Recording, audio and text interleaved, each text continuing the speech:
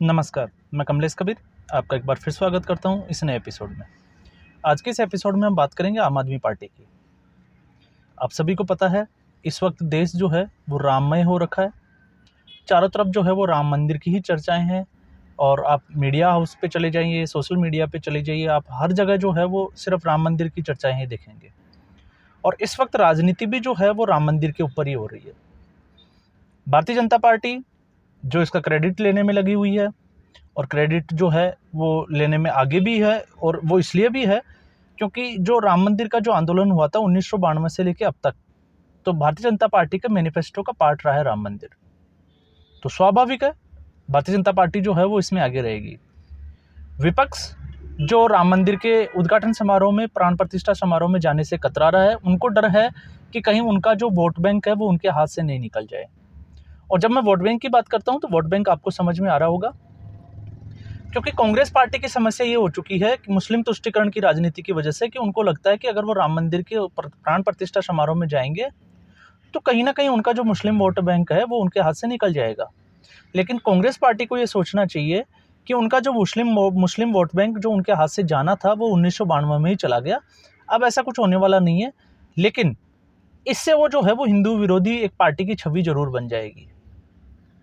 अब विपक्षी गठबंधन बन चुका है, सीट शेयरिंग पे अभी वक्त चालू है, काम चालू है, लेकिन कब तक है ये चालू काम ही है इनका, क्योंकि सीट शेयरिंग का फॉर्मूला कब तक फिट बैठेगा अब ये हम कह नहीं सकते। क्यों, इस पे अब दूसरी बात भी हम कर लेते हैं। आप लोगों को लग रहा होगा कि नहीं, कि आजकल जो है वो गोदी मीडिया, वामपंथी मीडिया ये भी ट्रेंड कर रहा है। तो इसके पीछे की वजह यह है कि सबसे बड़ी जो पार्टी है कांग्रेस पार्टी, जो विपक्षी जो गठबंधन है इंडिया अलायंस, उसकी मुख्य पार्टी के रूप में हम इसको मान सकते हैं और देखा जा रहा है। उस पार्टी के बड़े नेता, क्योंकि गांधी परिवार के बिना इस पार्टी का कोई वर्चस्व नहीं है, तो ऐसी स्थिति में जब राहुल गांधी जो है वो भारत जोड़ो न्याय यात्रा के उसमें चले गए, कल से उसका उद्घाटन हो चुका है, तो उसके बाद में सीट शेयरिंग पे कैसे बातचीत होगी, कैसे मीटिंग्स होगी, ये जो है वो बड़ा एक, जिसको हम कह सकते हैं कि सवाल खड़े करता है कि ये जो गठबंधन है उसमें सीट शेयरिंग के फॉर्मूले पे आगे क्या होगा। लेकिन उसी की एक घटक पार्टी आम आदमी पार्टी, क्योंकि ये वीडियो जो है वो आम आदमी पार्टी के ऊपर ही है, तो आम आदमी पार्टी, कांग्रेस पार्टी ने जो है वो राम मंदिर से किनारा कर लिया। सीताराम येचुरी उन्होंने पहले ही जो है वो राम मंदिर पे, और अखिलेश यादव पहले वो एक मुद्दा जरूर बना रहे थे कि वो जो है प्राण प्रतिष्ठा समारोह में नहीं जाएंगे, उनको निमंत्रण नहीं मिला है। लेकिन अब जो है उनको निमंत्रण मिल चुका है, लेकिन अब वो बोल रहे हैं कि 22 जनवरी को नहीं, वो और किसी दिन जो है वो राम मंदिर को वहाँ दर्शन करने जरूर जाएंगे। ये थी अब तक की राजनीति। लेकिन अरविंद केजरीवाल जो है वो थोड़ी अलग तरह की राजनीति करते हैं। अलग तरह की राजनीति मैं इसलिए कह रहा हूँ, वो विपक्षी गठबंधन का हिस्सा जरूर है, और जरूरत क्यों पड़ी, दिल्ली अध्यादेश बिल के लिए उनको विपक्ष की जो पार्टियां हैं उनकी साथ की जरूरत पड़ी। वरना वो सत्ता में आए थे और उनको ये भी पता है कि अगर आम आदमी पार्टी का कुछ भला हो सकता है तो इस पार्टी का वहीं भला हो सकता है जहां विपक्ष कमजोर है। ऐसा मैं इसलिए कह रहा हूँ, जहां जहां कांग्रेस पार्टी कमजोर है या कांग्रेस पार्टी का वोट बैंक अगर टूटा है और किसी दूसरी पार्टी ने उसका फायदा उठाया है, तो उसमें अरविंद केजरीवाल की पार्टी, आम आदमी पार्टी, सबसे आगे खड़ी नजर आती है। क्यों? क्योंकि एक वोट बैंक ऐसा होता है जो भारतीय जनता पार्टी का है, वो उनका जो है वो एक और वोटर जो है वो माना जाता है। एक वोटर जो है वो कांग्रेस पार्टी का था, तो जो कांग्रेस पार्टी को छोड़ने का मन बना रहे हैं या कोई दूसरा ऑप्शन इसकी तलाश में है, तो वो लोग जो है, वो वोटर जो है, वो फिर अरविंद केजरीवाल उसका फायदा उठाते हुए 2013 से हमने देखा है। उन्होंने लगातार आरोप लगाए और आरोप लगाने के बाद में वो कैसे भाग जाते हैं। और आज जो है उनकी दिल्ली अध्यादेश बिल के ऊपर ये मजबूरी बन गई थी कि अब जो है वो इस विपक्षी गठबंधन का हिस्सा है। और जब विपक्ष की पार्टियां राम मंदिर के प्राण प्रतिष्ठा समारोह का बाइकआउट कर रही है, उस वक्त अरविंद केजरीवाल की पार्टी का जो है, आम आदमी पार्टी का, एक बड़ा स्टेटमेंट सामने आया है। और स्टेटमेंट क्या है वो मैं आपको बता देता हूँ। राम मंदिर बनने के साथ में अरविंद केजरीवाल की पार्टी, आप पार्टी ने ये घोषणा की कि दिल्ली के हर वार्ड में वो जो है वो हर महीने एक मंगलवार को जो है वो सुंदरकांड का जो है वो पाठ करवाएगी। मतलब जब पूरा देश राम मंदिर की बात कर रहा है, तो अब जो है वो आम आदमी पार्टी जो है वो इसमें राम जी के भक्त हनुमान को भी ले आए। और वो उनका स्टेटमेंट भी, सौरभ भारद्वाज जो उनके मंत्री हैं, उनका स्टेटमेंट देखोगे तो उन्होंने कहा है कि हम लोग जो है वो बड़े गर्वान्वित जो है वो महसूस कर रहे हैं कि राम मंदिर जो है वो बन रहा है। और ये जो है हमारे लिए कोई इसमें वो नहीं है दूसरी पार्टियों की तरह, क्योंकि वो इसके राम मंदिर का बनना जो है वो अच्छा मान रहे हैं। मतलब आप देखिए कि विपक्षी गठबंधन का हिस्सा होते हुए ये पार्टी जो है वो समझ चुकी है कि अगर वो राम मंदिर के खिलाफ जाके खड़ी होगी तो दिल्ली की जनता उनको वोट नहीं देगी। और ऐसी स्थिति में उन्होंने जो है वो यही एक जो है जिसको कहते हैं कि एक राजनीति के लिए एक कार्ड खेला, और कार्ड ये है कि अब जो है वो राम मंदिर के साथ में वो हनुमान की एक जिसको कहते हैं हनुमान जी की सुंदरकांड का पाठ करवाएंगे। तो इससे जो है वो लोगों को अपनी ओर खींच सकते हैं, अपनी ओर जो है वो लोगों का ध्यान, वोटर्स को जो है अपनी ओर आकर्षित कर सकते हैं। वैसे बड़ी बात यह है कि आम आदमी पार्टी जो है वो अभी बड़ी विकट समस्याओं से जो है वो जूझ रही है। तो हम इससे ऐसे भी अंदाज़ा लगा सकते हैं कि अब उनको जो है वो इन चीज़ों की ज़रूरत ज़रूर याद आएगी।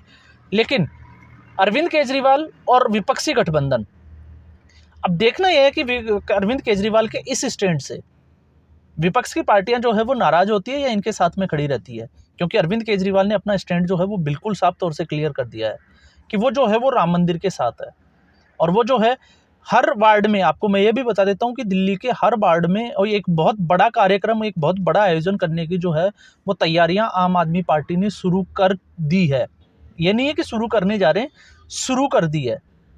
अब ये जो है वो लोगों के मन में जिसको कहते हैं कि एक हिंदू वोटर की को जो है वो अपनी ओर करने का, क्योंकि ये एक ऐसा वक्त था, ये एक ऐसा फेज था 2019 पे जब सुप्रीम कोर्ट का फैसला आया उसके बाद से कि 22 जनवरी को जो है वो राम मंदिर की प्राण प्रतिष्ठा समारोह होगी। और उसमें जो है सभी पार्टियों को, हम विशेष तौर से अगर हम देखें तो लोगों को भी ये लग रहा था, जितने राजनीतिक विश्लेषक हैं उनको भी लग रहा था कि अब वोट जो है हिंदू, स्पेशली वोट जो है हिंदू आस्थावादी जो वोटर है वो भारतीय जनता पार्टी की तरफ रुख करेगा। ऐसे में उसको कैसे रोका जाए, तो ये जो है वो असली राजनीति जिसको हम कह सकते हैं कि अरविंद केजरीवाल यहाँ पे जो है उनकी अलग राजनीति दिखती है। और ऐसा एक बार नहीं कई बार आपने देखा होगा। और इसमें मैं एक चीज़ और ऐड कर देता हूँ, जो अभी अरविंद केजरीवाल का जो ट्रेंडिंग में आपने देखा हैशटैग चला हुआ होता है, वो चला हुआ होता है ईडी की वजह से। आपको पता होगा कि अरविंद केजरीवाल की जो पार्टी है आम आदमी पार्टी, वो अपने वर्चस्व की लड़ाई लड़ रही है जब से कोविड आया है। क्यों? क्योंकि उसके ऊपर घोटालों के बड़े आरोप लगे हैं। और जिन आरोपों की ये खुद जो है वो 2020 से पहले बात करते थे कि ये ईडी क्यों नहीं जाते, राहुल गांधी सोनिया गांधी को गिरफ्तार क्यों नहीं कर लेते, नैतिकता का पाठ पढ़ाते थे। लेकिन अचानक से जब ईडी ने उनके साथ में जो है पूछताछ, पहले जब उन्होंने इनके साथ पूछताछ की गई तो इनके 9 घंटे जो है वो ईडी के दफ्तर में रहे, पूछताछ की, और 12 के बोले कि ईडी ने जो मुझे पूछा मैंने उन सभी सवालों का जवाब दिया। लेकिन उनको ये पता था कि मनीष सिसोदिया और संजय सिंह की गिरफ्तारी के बाद, और संजय सिंह और मनीष सिसोदिया की लगातार जो है वो सुप्रीम कोर्ट से जमानत याचिका खारिज होने के बाद में अरविंद केजरीवाल को ये अच्छे से समझ में आ गया था कि इस बार जो है वो ईडी उनको गिरफ्तार करेगी। इसलिए उन्होंने ईडी के सम्मन का जो जवाब है वो सवाल के रूप में दिया। वो अब ईडी से खुद सवाल कर रहे हैं कि आपने मुझे क्यों बुलाया है, मेरा प्रतिनिधित्व कोई करने वाला जो है व्यक्ति भी आपके वहाँ जा सकता है, तो आप मुझे आरोपी के तहत बुला रहे हो, मुझे मुख्यमंत्री के तहत बुला रहे हो या किसी गवाह के रूप में। तो ये सारी चीज़ें जो है वो अरविंद केजरीवाल की राजनीति पे फिट बैठती है। तो ये जो है वो अरविंद केजरीवाल अब करने जा रहे हैं। इसका फ़ायदा कितना होगा आम आदमी पार्टी को, मुकाबले, मैं इससे फिर कह रहा हूँ, मुकाबले भारतीय जनता पार्टी के। क्यों? लोकसभा चुनाव आने वाले हैं, दिल्ली में सीट शेयरिंग का फॉर्मूला इनका जो है वो कांग्रेस पार्टी के साथ चल ही रहा है। तो ऐसी स्थिति में भारतीय जनता पार्टी का जो वोटर जाने वाला है, जो राम मंदिर की वजह से जाएगा, हिंदू आस्था की वजह से जाएगा, तो अरविंद केजरीवाल ये कह रहे, अरविंद केजरीवाल के और उनके पार्टी के स्टैंड से अब जो है वो ये चीज़ें, ये जो है वो वोटर्स को ये कन्विंस कर सकते हैं कि देखो, जहां विपक्षी गठबंधन हिंदू धर्म को गालियां दे रहा था, राम मंदिर का बाइकआउट कर रहा था, तब अरविंद केजरीवाल और उसकी पार्टी आम आदमी पार्टी जो थी वो राम मंदिर के साथ खड़ी थी, वो हिंदू आस्था के साथ खड़ी थी, वो सनातन धर्म के साथ खड़ी थी।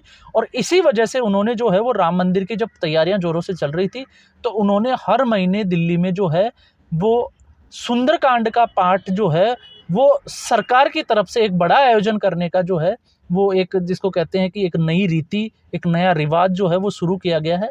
इसलिए आप लोग जो है वो आम आदमी पार्टी पे भरोसा कर सकते हैं, ये हिंदू विरोधी पार्टी नहीं है। हिंदू विरोधी पार्टियां कौन सी है? और कांग्रेस पार्टी और दूसरी पार्टियां, आप देखिएगा जब ये गठबंधन टूटेगा तो यही अरविंद केजरीवाल जो है ये कहते हुए नजर आएंगे लोकसभा चुनावों में कि देखो, हम हिंदू विरोधी नहीं है, कांग्रेस पार्टी जो है वो हिंदू विरोधी है, इसलिए हमने कांग्रेस पार्टी के साथ खड़े नहीं हुए, हमने जो है वो राम मंदिर का बाइकआउट नहीं किया, बल्कि हमने जो है वो हिंदुओं की आस्था को ध्यान में रखते हुए, और जब भगवान राम की बात आती है तो उनके जो सबसे बड़े जो भक्त हैं हनुमान जी, हम उनको जो है उनका सुंदरकांड पाठ जो है हमने सरकार की तरफ से एक बड़े कार्यक्रम जो है वो आयोजन कर रहे हैं, और वो भी आपकी पूरी दिल्ली के लिए। और इसके अलावा आप ये भी देखिएगा कि अरविंद केजरीवाल पहले भी जो है वो तीर्थ यात्रा पे जो है वो लोगों को, सीनियर सिटीजन्स को भेजते थे, और अब भी जो है वो इनका ऐसा ही कुछ जो है वो होने वाला है। और ऐसा आपको देखने को मिलेगा जब दिल्ली के लोगों को और पंजाब के लोगों को अरविंद केजरीवाल जो है वो अपनी सरकार की तरफ से इनको तीर्थ यात्रा करवाएगी। ये एक नई स्कीम जो है आप बहुत जल्द प्राण प्रतिष्ठा के बाद में आपने देखने वाले हो, आपको देखने को मिलेगी।